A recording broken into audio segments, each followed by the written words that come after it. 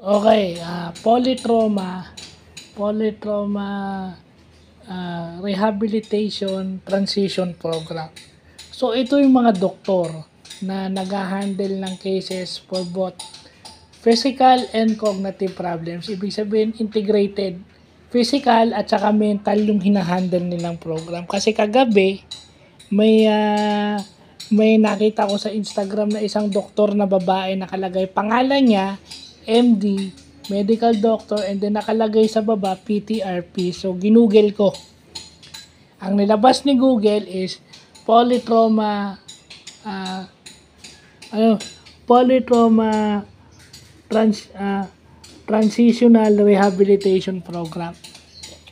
So ibig sabihin sila yung tumutulong sa mga tao na may physical and cognitive problems na maging normal yung buhay. So kay G,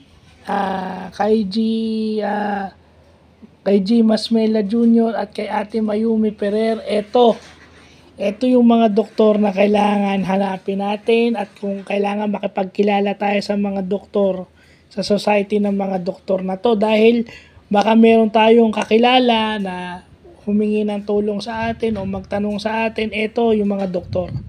So, kasi hindi natin alam, baka may PWD ID na yan since polytrauma. Pwedeng meron silang orthopedic disability and psychosocial disability. Di ba? May ganyan. Kasi polytrauma. Most traumas are psychosocial disability at meron pang physical na kasama. Solo.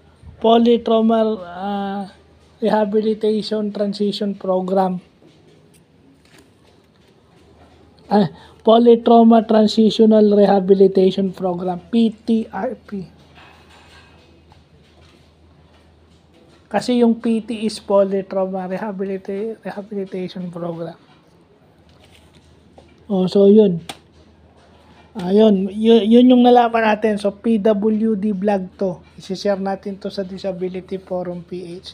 Kasi sa Instagram may nakita ako. So kung meron kayong nakitang ganyan sa mga social media platforms nyo, social media accounts nyo like Instagram, dapat yan ang pinag-aaralan nyo. Kasi as PWD officer, it's your job to know these things. And as PWD, as may ID, kahit senior na PWD, obligado kayong malaman to.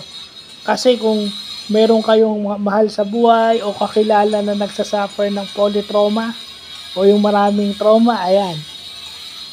Diba yung PTRP na yan. So, yun lang po.